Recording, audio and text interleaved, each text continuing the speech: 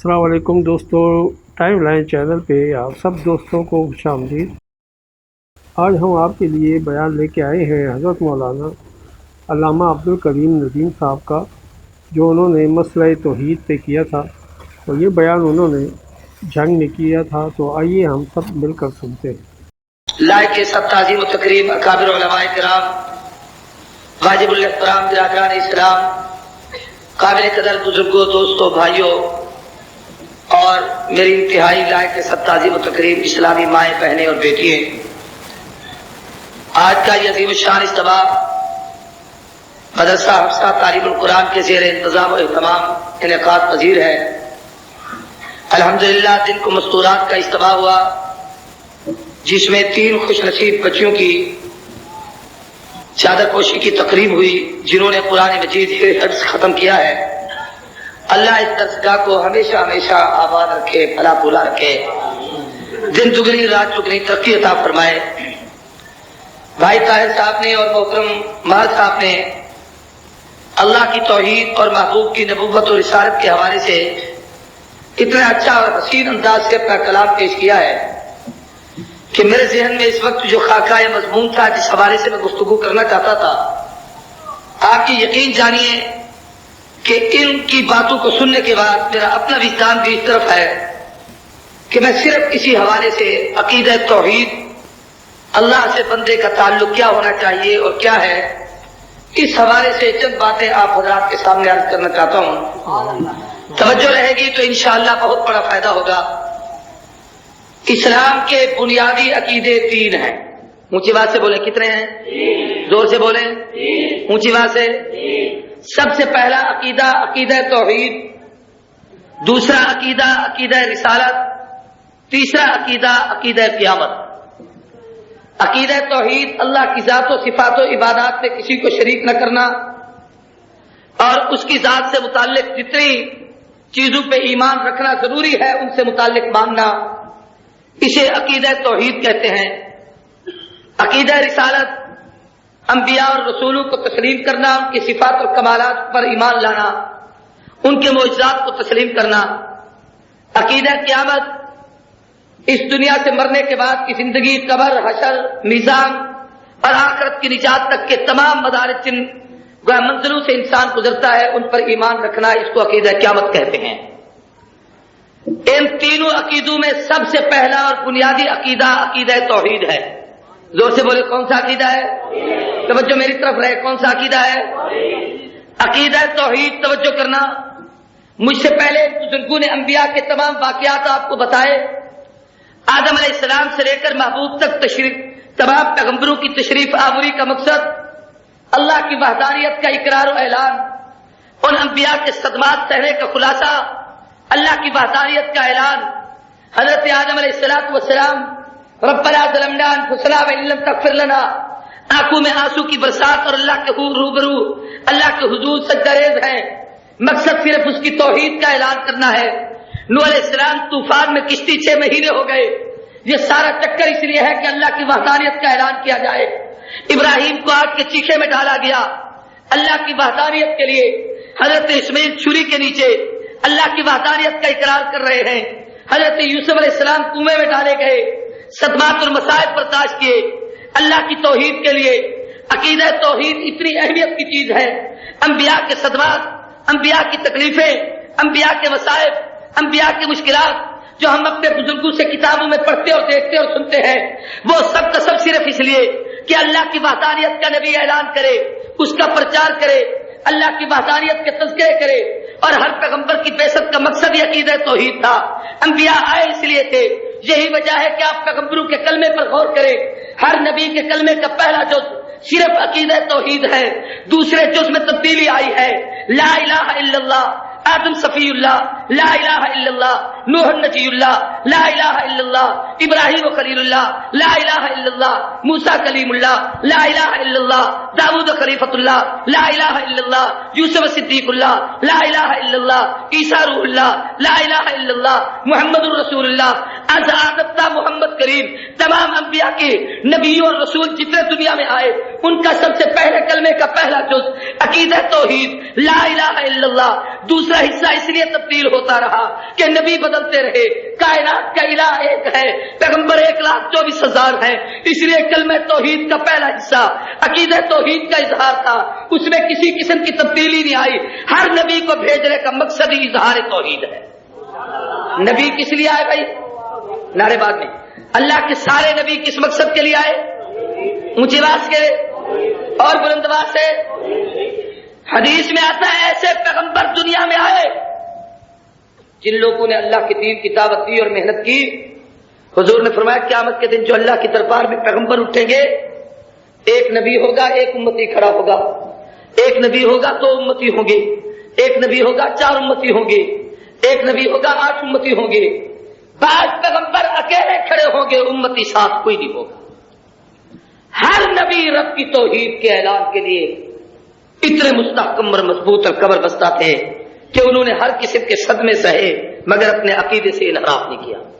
اسلام کا بنیادی عقیدہ کیا ہے بھائی؟ زور سے بولیں اور اونچی آواز سے کہیں توحید۔ آج اس کی رٹ لگائیں۔ ہر پیغمبر کی بعثت کا مقصد عقیدہ توحید، انبیاء کے صدمات کا مقصد عقیدہ توحید۔ حدیث پاک میں آتا ہے حضور نے فرمایا مجھ سے پہلے جو پیغمبر آئے ان پہ اتنے مشکلات آئے کہ بعض پیغمبروں کے جسموں سے کپڑے اتار کر لوہے کی کنگھیوں کو آگ میں گرم کر کے ان کے جسموں کو اسے چھیلا گیا ہے۔ آپ کے سامنے انبیاء کے تمام تر وہ واقعات ہیں۔ قرآن کہتا ہے یقتلون النبیین بغیر حق، انبیاء کو قتل کر دیا گیا، انہیں جنگ شہادت نوش کرنا پڑا صرف رب کی توحید کی خاطر۔ اور پھر محبوب کے صدمات، محبوب کی تکلیفیں نبوت کے مشن کے حوالے سے دیکھیے۔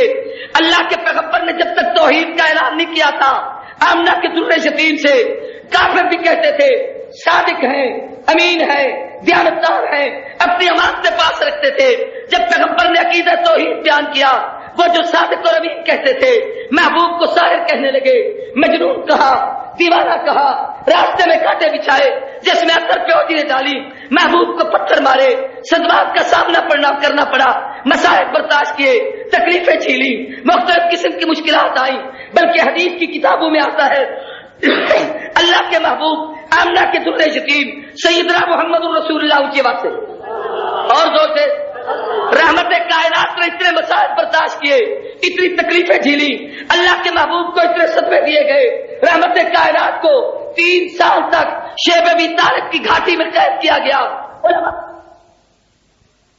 ہوگی فلک ہوگا، کلی ہوگی کیوں نہ ہوگا، رسول پاک کی سنت کرتا ہوں کہ قید بند کی صعوبتیں جھیلنا، مسائل برداشت کرنا، تکلیفیں سہنا، یہ تمہارے مقدر میں ہے، یہ بھی نبوت کا ورثہ ہے، نبوت کی عظمت کا حصہ ان لوگوں کے حصے میں ان کے مقدر میں آیا ہے، پیغمبر کا میراث ہے جو اس امت پہ اہل حق کے حصے میں تقسیم ہوتا ہے۔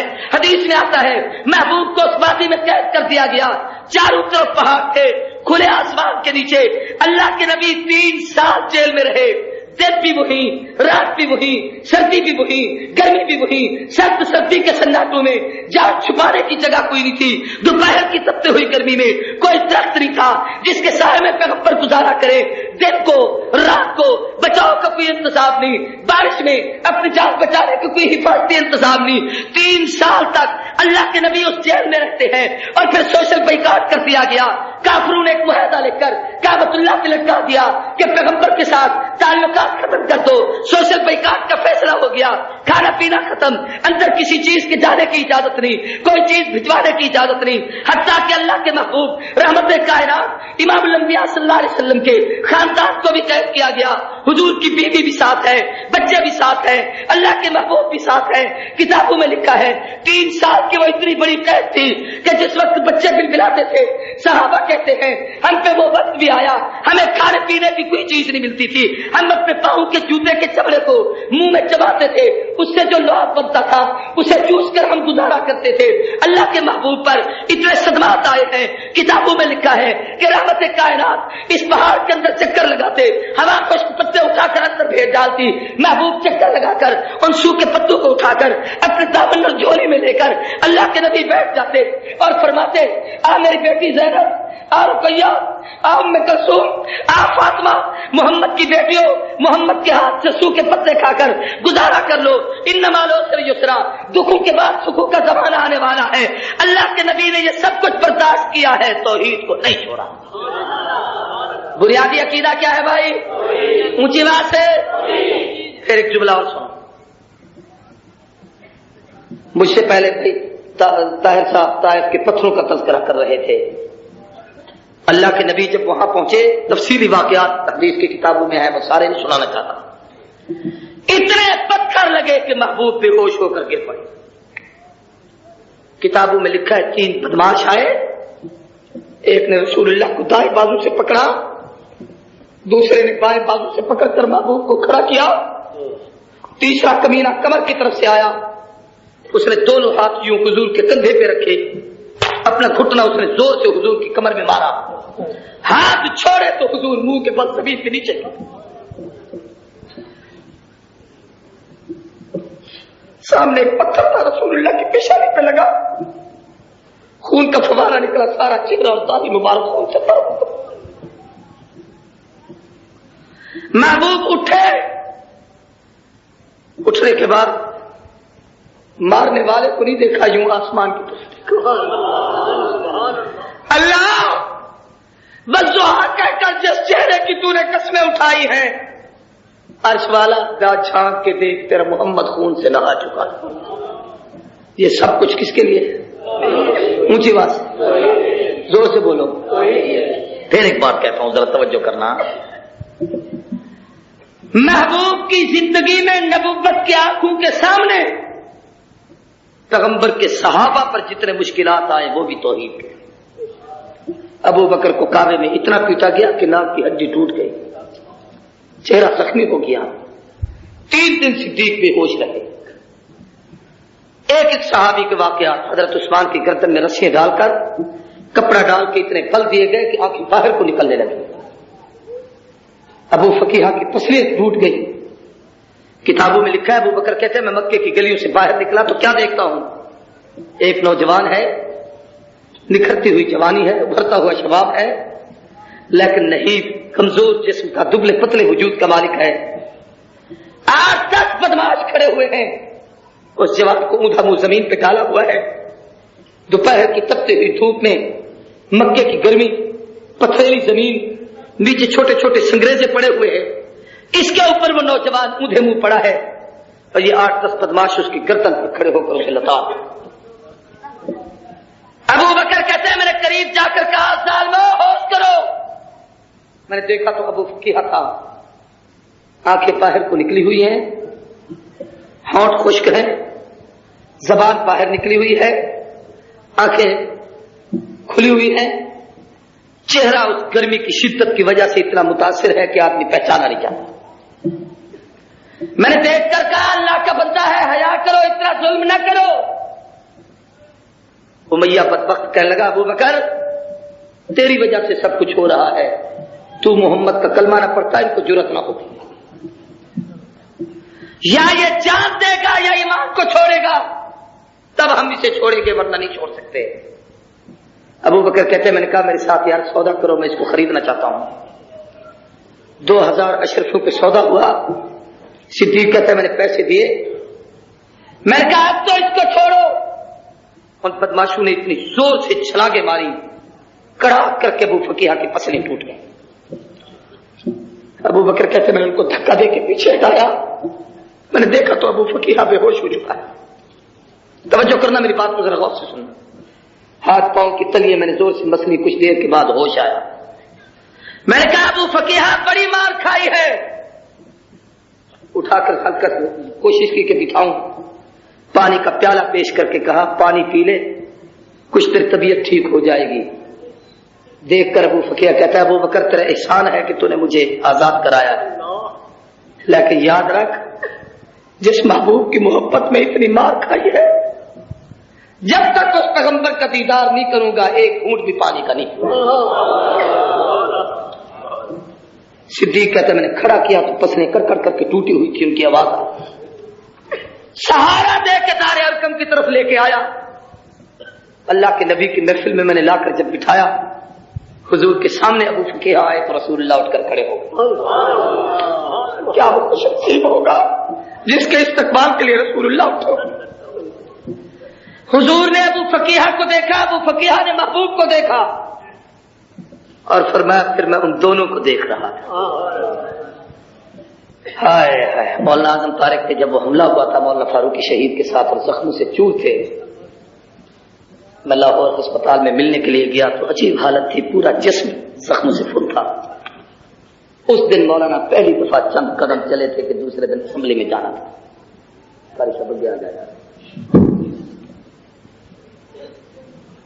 اس دن مولانا نے کچھ مسکرا کر باتیں بھی کی تو ساتھیوں نے کہا حضرت آپ کی طبیعت سنبھلی لگتی ہے. ڈاکٹر کہنے لگے.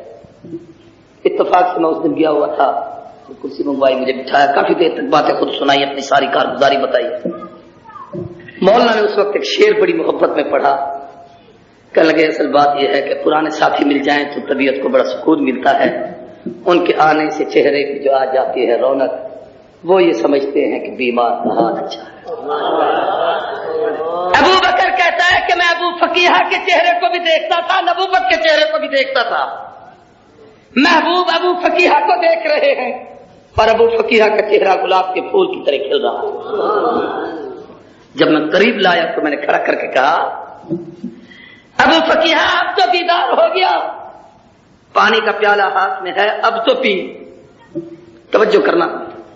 کہا ابو بکر مریضان محبت کو فقط دیدار کافی ہے, ہزاروں طب کے نسخے سے نگاہ یاد کافی. شربت دیدار کے بعد اب پیاس ہی ختم ہو چکی ہے.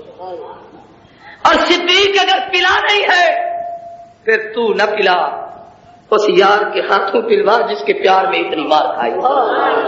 لا پلا دے ساقیہ پیمانے کے بعد, بات مطلب کی کروں گا ہوش آ جانے کے بعد. میں بتانا یہ چاہتا ہوں صحابہ کے یہ سارے صدمات اور مصائب.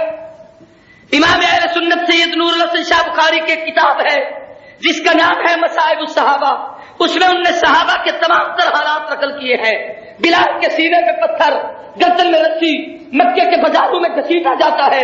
علامہ اقبال بھی طرف اٹھا, بقول اقبال چمک اٹھا ہے جو ستارہ تیرے مقدر کا, حبش سے اٹھا کر حجاز میں تجھ کو لایا. وہ آستہ جو نے چھٹا تجھ سے ایک دم کے لیے کہ کسی کے عشق میں بزیتون حضور کی پوری امت میں ہوتی ہے وہ جفا ہی نہیں, ستم نہ ہو تو محبت میں کچھ مزہ ہی نہیں. یہ سارے صحابہ کے صدمات کا خلاصہ کیا ہے؟ عقیدہ ہے. اونچی بات ہے. زنیرہ کی آنکھیں نکلی ہیں تو توحید کے لیے, ابو فقیہ کی پسلیاں ٹوٹی ہیں تو توحید کے لیے, صحابہ وطن سے بے وطن ہیں تو توحید کے لیے. حدیث میں آتا ہے حضور جب ہجرت کر کے جا رہے تھے, مکہ چھوڑ کے مدینے کی طرف روانہ ہوئے, بیت اللہ سے باہر نکلے, رسول اللہ کی آنکھوں میں آنسو آ گئے. آپ نے کعبے کی طرف یوں دیکھ کر کہا کعبہ تیرے چھوڑنے کو دل نہیں کرتا, مگر کیا کروں یہ ظالم لوگ مجھے رہنے نہیں دیتے. اللہ کے نبی پہ ایک عجیب رقت کی کیفیت تاری تھی. یہ سارے صدمات برداشت کیے تو کس کے لیے؟ سارے بولو. میں خلاصہ اپنی تقریر کا نکالنا چاہتا ہوں. انبیاء کے صدمات توحید کے لیے, نبیوں کی آمد کا مقصد توحید, محبوب کی محنت کا خلاصہ توحید, انبیاء کے کلموں کی دعوت توحید, صحابہ کی مشکلات کا نچوڑ کیا ہے بھائی؟ اونچی بات ہے. یہ سب کچھ توحید کے لیے ہے. توحید ہے کیا؟ بس میں یہ ایک جملہ آپ کو بتانا چاہتا ہوں. توحید ہے کیا؟ سوال سمجھ آ رہا ہے؟ خالق کون ہے؟ زور سے بولو. مالک کون ہے؟ رازق کون ہے؟ پالک کون ہے؟ مشکل کشا کون ہے؟ روزی رسا کون ہے؟ سب کا داتا کون ہے؟ سب کو دیتا کون ہے؟ بگڑی کون بناتا ہے؟ مشکلوں کو حل کون کرتا ہے؟ ضرورتوں کو پورا کون کرتا ہے؟ احتیاج محتاجوں کی احتیاجی دور کون کرتا ہے؟ ساری کائنات کا مالک کون ہے؟ اونچی بات ہے. اس کو کیا کہتے ہیں؟ سارے بولو. یہ بات یاد رکھو اور حوصلے سے ہوش سے کہہ رہا ہوں. یہ سب کچھ تم نے کہا, سب کچھ کون کرتا ہے؟ اور اس کو ہم کیا کہتے ہیں؟ تو یہ دل پر لکھ لو, یہ توحید نہیں.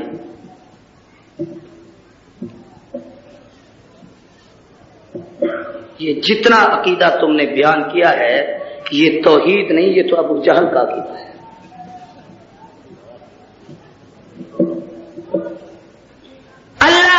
खालिक है ये तौहीद नहीं, ये तो काफिर भी मानते हैं। कुरान कहता है वला इन सअल्तहुम मन खलक़स समावाति वल अर्द ला यक़ूलुन्ना अल्लाह। ऐ पैगंबर आप इनसे सवाल कीजिए जमीन और आसमान का खालिक कौन है, तो ये काफिर क्या कहेंगे किसने पैदा किया? तुम क्या कहते हो?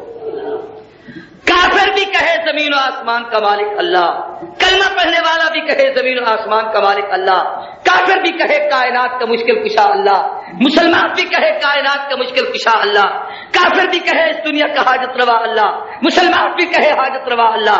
तो फिर फर्क क्या है? वो भी यही कहता है, तुम भी यही कहते हो। वो कहे तो मुशरिक है, तुम कहो तो मुवाहिद हो, फिर तौहीद क्या है? मेरा सवाल भी समझ आ रहा आपको? मेरी तकरीर पल्ले नहीं पड़ रही मेरे ख्याल में। मैं उन सब हजरात की मेहनत का खुलासा आपके सामने रख रहा हूं, उन्होंने जो इतनी बड़ी मेहनत की है और आपको तौहीद समझाई है। मैं जरा ये बताना चाहता हूं तौहीद कहते किसको? अल्लाह को मानने का नाम तौहीद नहीं, अल्लाह को खालिक कहना ये तौहीद नहीं, अल्लाह को मालिक कहना ये भी तौहीद नहीं, अल्लाह को राज़िक कहना ये भी तौहीद नहीं, अल्लाह को मुश्किल कुशा कहना ये भी तौहीद नहीं, अल्लाह को मानना ये भी तौहीद नहीं। ठीक है, काम बन गया फिर। हाँ सोनी, मैं मसला समझाना चाहता हूं। तौहीद मानने का नाम नहीं, फिर मेरा लफ्ज़ याद करो, तौहीद मानने का नाम नहीं। एक और मसला भी दरमियान में निकाल लूं कि ये अलहम्द से वन्नास तक सारा कुरान पढ़ो, हाफिज कारी दोस्त सारे बैठे हो, शायद ये सवाल मैंने पिछली तकरीर में भी किया हो, पूरे कुरान में लफ्ज़ तौहीद कहीं पर है? जोर से बोलो। बुनियादी अकीदा क्या है? पहला अकीदा क्या है? अंबिया की बेइज्जत का मकसद क्या है? नबियों की तकलीफों का खुलासा क्या है? सहाबा की जद्दोजहद और मेहनत का निचोड़ क्या? जोर से बोलो। तौहीद है। और कुरान और सुन्नत सारा बयान करता तौहीद है, और तौहीद का लफ्ज ही नहीं, तो ये अकीदा क्या है? ये कैसा अकीदा है? एक लतीफा मैंने अगले दिन एक तकरीर में सुनाया था, औरतें वहां बहुत ज्यादा बोल रही थी, तो मुझे एक बात याद आई है, वो मैं अभी यहां सुना देता हूं ताकि मैं अपनी तकरीर तुम्हें सुनवा और समझा सकूं। किसी ने पूछा था दुनिया में सबसे बड़ा झूठ क्या है, तो जवाब देने वाले ने कहा कि दो औरतें इकट्ठी बैठी हों और चुप बैठी हों, ये सबसे बड़ा झूठ है। कोई कहे कि औरतें बैठी थी और चुप बैठी थी, ये सबसे बड़ा झूठ है, ये हो ही नहीं सकता। और अब तो गली के मर्दों का भी यही हाल है जो गली में फिरते रहते हैं। तवज्जो मेरी तरफ करेगा। अब मैं जो मसला समझाना चाहता हूं, तवज्जो है मेरी तरफ? तवज्जो नहीं होगी तो अकीदा तौहीद नहीं समझ आएगा। मैं बात बिल्कुल किनारे लाके खड़ा हो चुका हूं, अब मैं बात बिल्कुल खत्म करना चाहता हूं, इसलिए कि रात को 12:45 बजे तकरीर के लिए खड़ा होना ये तो वैसे इम्तिहान है। तौहीद अल्लाह को मानने का नाम नहीं, तौहीद कुरान में भी नहीं, तौहीद का लफ्ज हदीस में भी नहीं। अल्लाह को मानने का नाम भी तौहीद, उसको खालिक कहना भी तौहीद, उसको मालिक कहना भी तौहीद नहीं। चुप हो गए भाई। मेरे तरह चलो, मेरे कहने पे कह दो कि इसको तौहीद, फिर क्या? अब जरा समझो, तौहीद इकरार का नाम नहीं, आसान लफ्जों में ला रहा हूं बात। तौहीद तस्दीक का नाम नहीं, तौहीद मानने का नाम नहीं, तौहीद इनकार का नाम है, तौहीद तरदीद का नाम है, तौहीद न मानने का नाम है। समझना, अल्लाह को मानना तौहीद नहीं कि अल्लाह खालिक है, गैरुल्लाह की नफी का नाम तौहीद है कि कोई खालिक नहीं, सिर्फ अल्लाह है। पहले सबकी तरदीद कर, फिर रब की तस्दीक कर, पहले सबका इनकार कर, फिर रब का इकरार कर, पहले सबकी नफी कर, फिर रब का इस्बात कर। अल्लाह खालिक है ये तो काफिर भी कहता है, मुसलमान ये कहता है रब के सिवा खालिक कोई नहीं। समझ आई तौहीद? नहीं समझ, समझो, सुभान अल्लाह नहीं समझो। अल्लाह कादिर है ये तो काफिर भी कहता है, मुसलमान ये कहता है कि अल्लाह के सिवा कायनात का कादिर कोई नहीं। अल्लाह राज़िक है ये तो काफिर भी कहता है, मुसलमान का अकीदा ये है اس پوری کائنات کا رازق اللہ کے سوا اور کوئی نہیں ہے. اللہ عالم الغیب ہے. یہ تو یہودی بھی کہتا ہے کہ عالم الغیب ہے, عیسائی بھی کہتا ہے اللہ عالم الغیب ہے, سکھ بھی کہتا ہے اللہ عالم الغیب ہے, ملحد بھی کہتا ہے اللہ عالم الغیب ہے. مسلمان کا عقیدہ یہ ہے کہ عالم الغیب رب کے سوا اور کوئی نہیں, اللہ عالم الغیب ہے. یہ کافر کہتا ہے, مباحد یہ کہتا ہے رب کے سوا علم غیب اس کا خاصا ہے اور کوئی نہیں ہے, ہر جگہ ہر وقت موجود اللہ ہے. یہ تو کافر کا عقیدہ بھی ہے, لیکن ساتھ اس کا یہ بھی عقیدہ ہوتا ہے فلاں صاحب بھی آ سکتے ہیں, فلاں بھی مدد کر سکتے ہیں, فلاں بھی معاملت کر سکتے ہیں, فلاں کو بھی حاضر ناظر کہا جا سکتا ہے. اور توحید اس کا نام ہے. رب کے سوا ہر وقت ہر جگہ پر ہر مقام ہر آن پر اور کوئی موجود نہیں. پہلے سب کی نفی کر, پھر رب کا اقرار کر. اللہ مختار کل ہے. یہ تو مسلمان بھی کہتا ہے, کافر بھی کہتا ہے. مسلمان کا عقیدہ یہ ہے کہ مشکل کشا مختار کل اللہ ہی ہے اور کوئی نہیں.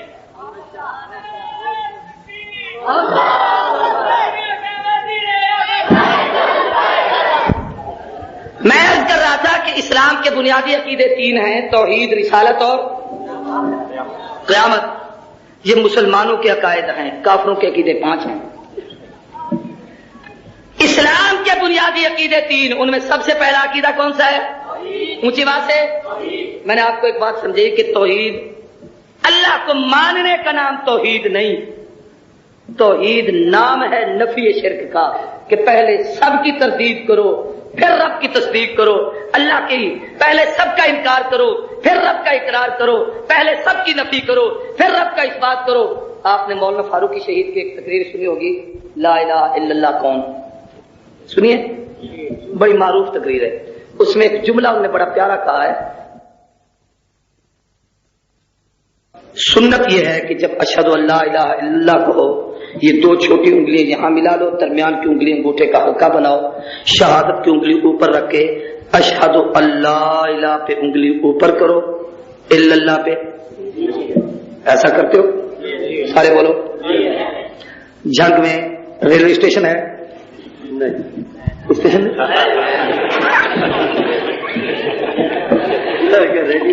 نہیں, ریلوے اسٹیشن ہے, سگنل ہے. آسان طریقے سے اس لیے سمجھا رہا تھا کہ آپ کو مسئلہ سمجھ آ جائے. سگنل اوپر ہو تو اس کو کیا کہتے ہیں, اپ, اور نیچے ہو تو ڈاؤن. جب یہ اوپر ہو تو اس کا معنی کیا ہوتا ہے, گاڑی آئے یا ٹھہری رہے, اور جب نیچے ہو جائے تو آپ. پوری عبادت کا نچوڑ یہ تشہد ہے. اللہ اکبر قیام آپ نے کیا, رکوع کیا, سجدہ کیا, تشہد, خانے میں بیٹھے, التحیات للہ والصلوات والطیبات, یہ ساری باتیں پوری ہوئیں. سب کچھ کہنے کے بعد اب عبادت کا خلاصہ مغز یہ نکلا, اشہد ان لا الہ الا اللہ, اللہ میں گواہی دیتا ہوں تیرے سوا معبود کوئی نہیں, اور یہ بھی گواہی دیتا ہوں کہ محمد اللہ کے سچے رسول اور اس کے بندے ہیں. یہ شہادت جب دیتے ہیں تو اشہد اللہ الہ پہ انگلی اوپر اور الا اللہ پہ, یہ اشہد اللہ الہ سگنل اپ. کیا مطلب, کوئی معبود نہیں, ولی ہے تو طاہر رہے, علی ہے تو طاہر رہے, نبی ہے تو طاہر رہے. یہ جو ربوبیت اور الوہیت کا اسٹیشن ہے, یہ جو ربوبیت کا پلیٹ فارم ہے, اس پہ کسی ولی کو آنے کی اجازت نہیں, کسی علی کو آنے کی اجازت نہیں, کسی نبی کو آنے کی اجازت نہیں, کسی غوث قطب ابدال کو آنے کی اجازت نہیں. بلکہ اے اللہ تو خالق مالک ضرور ہے, پر اللہ الہ, جب تک یہ لا الہ ہے تو بھی باہر رہے. جب تک الا اللہ نہیں کہا اور یہ انگلی نیچے نہیں ہوئی, الا اللہ کہہ کے بتانا چاہتے ہو, اس پلیٹ فارم ربوبیت پہ ایک اللہ ہی آ سکتا ہے اور کوئی. اور یہ بھی یاد رکھو کہ یہ اشہد اللہ الہ الا اللہ ایک ہی دفعہ ہوتا ہے, یوں نہیں. نہیں سمجھو, سمجھ آ گئی, سمجھ آ گئی. ایک ہی دفعہ اقرار توحید ہے. ایسے ایسے کرنے کے معنی تو بھی آ, تو بھی آ, تو بھی آ, سارے پلیٹ فارم پہ آ جاؤ. یہ تو سب سے بڑا شرک ہے. جو بڑا مباحثہ ہے وہ بعض دفعہ بڑا شرک کر بیٹھتا ہے. عقیدہ توحید اسلام کی سب سے بنیاد, پہلی بنیاد. یہ جو ہم کلمہ طیب پڑھتے ہیں, لا الہ الا اللہ محمد رسول اللہ صلی اللہ علیہ وسلم, علماء نے لکھا ہے اس کلمے کے 2 رکن ہیں اور 5 اس کے فرض ہیں. جب تک ان ارکان اور فرائض کو پورا نہ کرو مسلمان کہلانے کے ہم حقدار نہیں۔ کلمے کے 2 رکن کون سے ہیں؟ رکن کہتے ہیں اس بنیادی اس ستون کو جس کے اوپر عمارت قائم ہوتی ہے، وہ ہے لا الہ الا اللہ، اور دوسرا رکن ہے محمد الرسول اللہ۔ فرض 5 ہیں، کتنے؟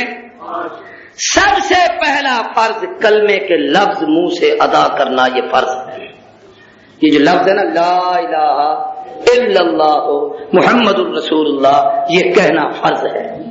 یہ بات یاد رکھیں، اگر کوئی شخص یہ کہتا ہے 10 گھنٹے تقریر کرے اللہ وحدہ لا شریک ہے، اللہ خالق ہے، اللہ مالک ہے، پوری زندگی رب کی وحدانیت بیان کرتا رہے، پوری زندگی رحمت کائنات کی مدح سرائی کرتا رہے، حضور اکرم صلی اللہ علیہ وسلم کی تعریف و توصیف بیان کرتا رہے، اور زبان سے اس کلمے کے الفاظ نہیں کہے، یہ مشرک ہو کہ کافر ہو کے مرے گا، مسلمان نہیں ہے۔ ابو طالب سے زیادہ، یہ ایک بڑی عجیب بات کہہ رہا ہوں، ناراض نہ ہونا، اللہ کے نبی کا ہمدرد خیر خواہ برادری میں اور کوئی نہیں تھا۔ سب سے زیادہ اس نے محبوب کا ساتھ دیا، اور یہ یاد رکھو یہ اللہ کو مانتا تھا، اللہ کو وحدہ لا شریک بھی کہتا تھا۔ اور بڑی عجیب بات یہ تھی کہ حضور کو اس نے اتنے تک تو کہا تھا بھتیجے محمد، جو تیرے رب نے تجھے حکم دیا ہے تو کر، تیرے راستے میں کوئی رکاوٹ ہوگی تو میں مقابلہ کروں گا۔ اللہ کے نبی کا جو پہلا نکاح ہوا سیدہ خدیجہ الکبریٰ کے ساتھ، اس نکاح کا خطبہ اس ابو طالب نے پڑھا ہے، لیکن اس سب کچھ کے باوجود مسلمان یا کافر؟ زور سے بولو کیوں؟ کہ زبان سے وہ لفظ نہیں کہے جن کے کہنے سے آدمی مسلمان ہوتا ہے۔ لا الہ الا اللہ محمد الرسول اللہ، حضور نے قریب بیٹھ کر کہا چچا ایک دفعہ میرے کان میں کہہ دے، میں تیری شہادت اور گواہی دوں گا، تیرے کلمے کا گواہ بن جاؤں گا۔ کہا اخترت النار علی النار، برادری کہے گی بھتیجے کا کہا مان لیا ہے، اس لیے جہنم کی آگ تو پسند ہے، دنیا کی آگ پسند نہیں۔ محبوب کو سب سے زیادہ صدمہ ہوا اس کی جدائی کا، اللہ کے نبی کی آنکھوں میں آنسو تھے۔ قرآن نے کہا انک لا تہدی من احببت ولکن اللہ یہدی من یشاء، محبوب آپ کی محنت تھی، آپ نے پوری کر دی، ہدایت تو میرے قبضہ قدرت میں ہے، جسے چاہتا ہوں ہدایت عطا کرتا ہوں۔ پہلا فرض ہے کلمے کے لفظ ادا کرنا۔ دوسرا فرض ہے کہ ان لفظوں کو ادا کرنے کے ساتھ ان کا معنی سیکھنا بھی فرض ہے۔ سارے بولو کلمے کا معنی سیکھنا کیا ہے؟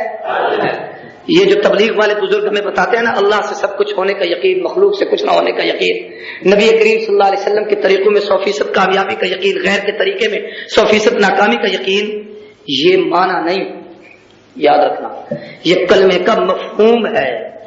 معنی ہے لا الہ، کوئی معبود نہیں، الا اللہ، مگر اللہ، محمد الرسول اللہ، محمد اللہ کے رسول ہیں، یہ اس کا معنی ہے کہ اللہ کے سوا کوئی، سارے بولو اللہ کے سوا کوئی معبود نہیں۔ اور معبود عربی کا لفظ ہے تو اس کا معنی کیا بنے گا؟ سارے کہو عبادت کے لائق نہیں، عبادت خود عربی کا لفظ ہے، پھر کیا معنی کرو گے؟ بندگی فارسی کا لفظ ہے، کوئی اپنی زبان کا لفظ بتاؤ، آپ بتائیں گے۔ عبادت کا لفظ ہے عبد سے، آسان لفظ بتاؤ، عبد کا معنی ہے غلام، ایک ہوتا ہے نوکر، ایک ہوتا ہے غلام۔ نوکر وقت کی قیمت لیتا ہے اور کام کرتا ہے، غلام وہ ہوتا ہے جو اپنے آپ کا بھی مالک نہیں ہوتا، اس کا مالک بھی کوئی اور ہوتا ہے۔ لا الہ الا اللہ، کائنات میں اور کوئی ایسا نہیں جس کے ہم عبد ہوں، مگر کون؟ سارے بولو۔ اور یہ بات یاد رکھو کہ اس لفظ عبد میں اتنی اہمیت ہے، عبد اپنی مرضی سے کھا نہیں سکتا، پی نہیں سکتا، دیکھ نہیں سکتا، بول نہیں سکتا، شادی نہیں کر سکتا، نکاح نہیں کر سکتا، معاملات نہیں طے کر سکتا۔ گویا رب سے اقرار ہے اللہ ہم اپنے تمام معاملات تیرے سپرد کرتے ہیں، تیری مرضی کے بغیر کچھ نہیں کریں گے، اور اگر جو کریں گے تو محمد الرسول اللہ جیسے تیرے نبی نے بتایا وہ تیری رضا کا ذریعہ ہے، اس کے طریقے کے مطابق کریں گے۔ تیسرا فرض یہ ہے کہ اس کلمے کے دل سے تصدیق کرنا بھی فرض ہے۔ سب سے پہلا اس کی زبان سے الفاظ ادا کرنا، دوسرا فرض ہے اس کا ترجمہ سیکھنا، تیسرا فرض کیا ہے؟ دل سے اس کی تصدیق کرنا۔ زبان سے الفاظ تو ادا ہوئے، دل میں اگر کلمے کی اہمیت نہیں بیٹھی تو تب بھی کافر ہے، مسلمان نہیں۔ چوتھا فرض یہ ہے، پوری توجہ سے بات کو سمجھنا، غور کے ساتھ سننا، کہ لا الہ کی یہ جو پہلی لام ہے نا، لام الف زبر مد لا، اس کو کہتے ہیں 4 الفی مد. یہ قاری حضرات جانتے ہیں، عام آدمی کو پتہ نہیں. اس کو کھینچ کے پڑھنا لا الہ الا اللہ محمد الرسول اللہ. اور اگر کسی نے اس لام کے آگے کی الف مد کو نہیں کھینچا، لا الہ الا اللہ محمد رسول اللہ کر کے پڑھ دیا ہے، تو یہ لام تاکید کا بنے گا، نفی اور انکار کا نہیں بنے گا. اس کا معنی یہ نہیں بنے گا کہ اللہ کے سوا اور کوئی معبود نہیں، پھر اس کا معنی ہوگا یقیناً اور بھی کئی معبود ہو سکتے ہیں. اس لیے لام کو کھینچ کے پڑھنا فرض ہے تاکہ اللہ کی وحدانیت کا اقرار ہو سکے. 5واں فرض بڑا اہم ہے اور دل پر لکھنے کا ہے، غور سے سننے کا ہے. مسلمان کسی محفل میں بیٹھا ہے، وہاں کوئی جاہل نادان بے وقوفی کی وجہ سے یا کوئی کافر اپنے کفر کی وجہ سے کلمہ کفر ادا کرے. کیا کہے؟ کلمہ کفر ادا کرتا ہے. مسلمان وہاں پر بیٹھا ہے تو اس کا فرض ہے کہ اولاً جی اس کی تردید کرے. غلط کہہ رہے ہو، جھوٹ ہے، ایسا نہیں ہے، انکار کر دیں. اور اگر اس میں اتنی طاقت نہیں کہ اس کی تردید کر سکے تو کم از کم اپنے ایمان کو بچاتے ہوئے کلمہ توحید لا الہ الا اللہ محمد الرسول اللہ پڑھ کر اس کلمے کے پڑھنے سے اس کی بات کی تنقید کر کے اپنے ایمان کی تصدیق کرے. یہ فرض ہے. اتنا تو ہو کہ اگر یہ خاموش رہے گا تو اس کے ساتھ شامل ہو جائے گا کہ سکوت رضا کی علامت ہوتی ہے. وہ کفر کہہ رہا ہے، یہ چپ کر کے سن رہا ہے. یا تردید کرے، اگر تردید نہیں کر سکتا کم از کم کلمہ پڑھ کے اپنے ایمان کی تصدیق تو کرے. اس کی ایک مثال چھوٹی سی دوں. کلمات کفر کون کون سے ہیں جن سے کفر واجب عائد ہو جاتا ہے؟ کتابوں میں بہت سارے لکھے ہوئے ہیں، سارے تفصیل سے نہیں بتاتا. عام طور پر لوگ تعزیت کے لیے جاتے ہیں، بیٹھے ہوئے لوگ. اب کہنے والے نے کیا کہا؟ بس یہ اللہ کی مرضی. 20 سال کا نوجوان تھا، کڑیل جوان تھا، ابھرتی نکھرتی جوانی تھی. بوڑھا دادا پر دادا بیٹھا ہے، بچہ چلا گیا ہے. یہ کہنے کے بعد اب کہتا ہے رب بے نیاز جو ہے وہ دیکھو کون پوچھے. یہ عام طور پر کہتے ہیں کہ نہیں کہتے؟ یہ کفر کا کلمہ ہے. اللہ کے بے نیاز ہونے کا معنی یہ نہیں ہے جو ہمارے تصور میں آ جاتا ہے کہ بے نیاز جو ہے جیسے چاہتا ہے ویسے کر دیتا ہے. اس میں کوئی شک نہیں کہ فاعل لما یرید ہے، لیکن اس کا معنی یہ نہیں کہ اللہ تمہیں دکھ دے کے خوش ہے. اس کا مطلب یہ نہیں ہے کہ اللہ کسی کی اولاد کو ماں باپ سے جدا کر کے راضی اور خوش ہوتا ہے. وہ اس کا ایک قانون ہے جس کے مطابق وہ پورا کرتا ہے. حضرت تھانوی رحمہ اللہ نے لکھا ہے کہ اللہ کی بے نیازی کا مفہوم یہ ہے پوری کائنات اللہ کی دشمن اور مخالف بن جائے، کائنات میں کوئی آدمی رب کا سجدہ نہ کرے تب بھی اس کی عظمت میں کوئی فرق نہیں آتا. وہ بے نیاز. ایسے ہی بیٹھے ہوئے عام طور پر جملہ کہا جاتا ہے باجی ہم نے بڑا روکا تھا یہ جہاد پہ نہ جاؤ، نہ جاتا تو بچ جاتا. مر گیا ہے نا، آخر حادثے کا شکار ہو گیا ہے، نہ جاتا تو بچ جاتا. یا یہ کہ یا عام جملہ کہہ دیا جاتا ہے جوانی میں مرا ہے جی، بوڑھا دادا بیٹھا ہے، اس کے مرنے کا وقت نہیں تھا. کیا کہتے ہیں؟ یہ وقت مجھ کو آپ کو پتہ ہے اللہ کو؟ اونچی بات ہے. یہ کلمہ کفر ہے کہ تم کہتے ہو اس کے مرنے کا وقت نہیں. اللہ کہتا ہے اذا جاء اجلهم لا يستأخرون ساعة ولا يستقدمون. موت کا وقت متعین ہے، جب آتا ہے ایک لمحہ آگے پیچھے نہیں ہوتا. وہ وقت کا تعین اللہ نے کیا ہے، میں اور آپ نہیں کر سکتے. اس قسم کے 20 کلمات کفر ہیں جن کو خاص طور پر علماء کی محفلوں میں بیٹھ کر ان بزرگوں کے قدموں میں آ کر ان لوگوں سے ان مسائل کو سیکھا کرو. یہ دینی درسگاہ ہے. خوش نصیب ہے وہ بچی جنہوں نے قرآن مجید حفظ کیا ہے. مجھ سے پہلے چونکہ بھائی طاہر صاحب نے بھی، ماں ریاض صاحب نے بھی، ان سب نے توحید کے حوالے سے باتیں کی تو میرے دل میں آیا کہ چلو آج کی اس گفتگو میں کسی اور عنوان کی بجائے آپ کو عقیدہ توحید کے متعلق چند ایک باتیں عرض کر دوں.